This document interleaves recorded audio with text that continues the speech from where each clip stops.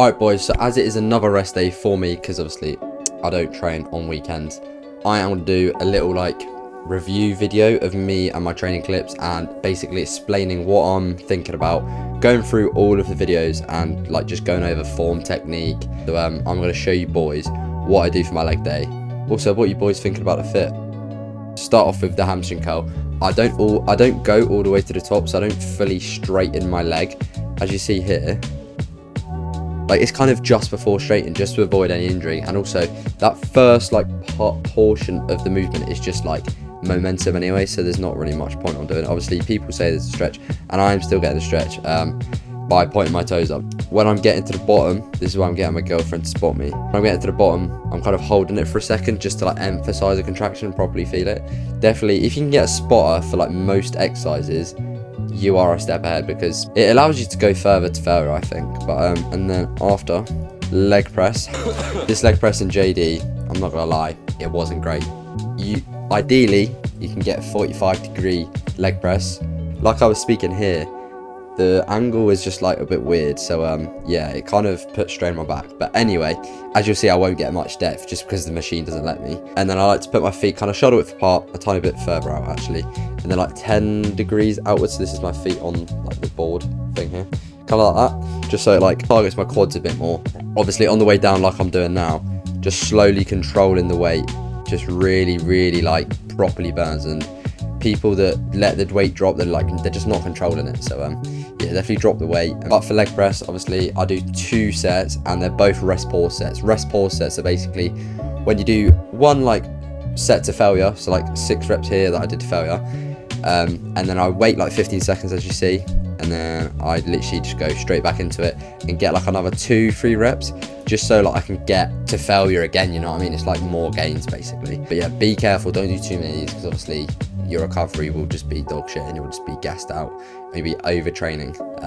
I'm doing an adductor just because obviously the first 2 movements, they were quite hard to go to failure at. So obviously having an adductor, sorry, straight after, it kind of allows my body to rest a bit, and getting to failure, it doesn't look, I'm not making it look easy, but getting to failure on adductor is a lot easier than getting to failure on leg press, trust me. Like obviously that's the reason I program the exercise I do. And some people don't think about the exercises they're programming in like what order, and obviously that can just lead to you missing out on gains and your body not even being recovered from the last exercise. So when you go outwards and stretch, don't let the weight stack drop on like the rest of the weights, so that makes sense. So say the weight stacks like this, you want it to go like here and then back up, not bang bang, because obviously that's just not control and you're not having constant tension.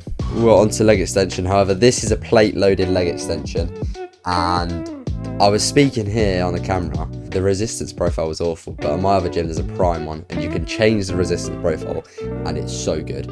Obviously when I'm doing the exercise, all I'm thinking about is holding the stretch for 1 second and then pausing at the top for 1 second, just so I can emphasize the contraction, and making sure that I'm not swinging about, okay, just to make sure that I'm like fully controlled and my quads are fully engaged. I'm not using any other body parts or anything like that. Obviously if you like to train Tom Platt style and that works for you, perfect, but for me I feel like this is what I connect well with. I just much prefer this type of training, to be honest. Obviously have some partials at the end. Have some partials at the end, just trying to squeeze as much out as I possibly can. These are probably the most painful leg exercise for me personally. But we've got either a hack squat, or I like to do a pendulum squat, but obviously JD Gym doesn't have a pendulum squat. I'll just go straight into it. I have probably 1 or 2 warm-up sets max, because obviously my legs are already fried, they're already warmed up, so you don't need to spend ages warming up. And then this is basically just to burn the fuck out of your legs, just squeeze every last bit of energy out of them legs as you can coming to the end of the leg day. So but as you can see on the way down, it is quite slow, and I tried to make it 2 to 3 seconds just to make it a lot harder for myself. Also I feel it so much more in my quads if I go slowly, and yeah, this is absolute hell. This is absolute hell. But once this is over, then the leg day is pretty much done. Yeah, I absolutely hate this movement. Oh, look at that. Oof. It is what you need to do to grow them legs, and that's what I have to do every week. So also, if you're wondering, I'm doing 2 leg days a week. This is more quad and hamstring focused, and the other's more glute focused, so might do a video on that in the future. And then The end of the leg day, we are doing a calf raise, and usually do a standing, as if you were to do a standing. Wait, what's it called? Standing. Oh my god, what's the movement called? Why have I just forgotten what this movement's called? What the hell? What calf raise? What the fuck, man? Anyway, basically, standing calf raises up engages your whole calf more, as well as seated doesn't really. You get more of a pump in your shoulders. However, this is all I had, so I did seated, and I still got a good pump with it. Going quite slow. I'm making sure that I'm pausing at the bottom for 1 second and pausing at the top. Yeah, as you can see, I'm creasing my new shoes. I was absolutely cringing.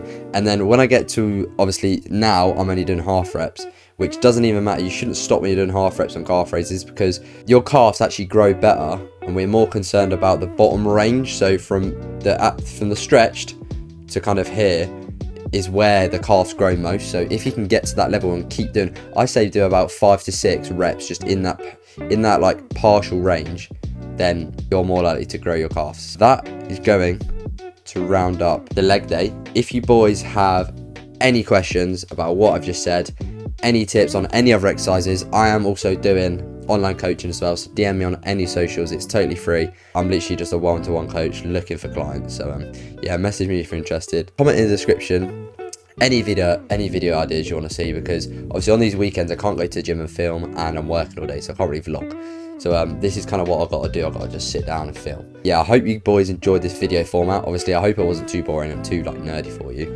But yeah, I hope you could take something from it, and I'll see you boys tomorrow where I'm vlogging because it's my day off. And we are doing Arbor Day. Yes!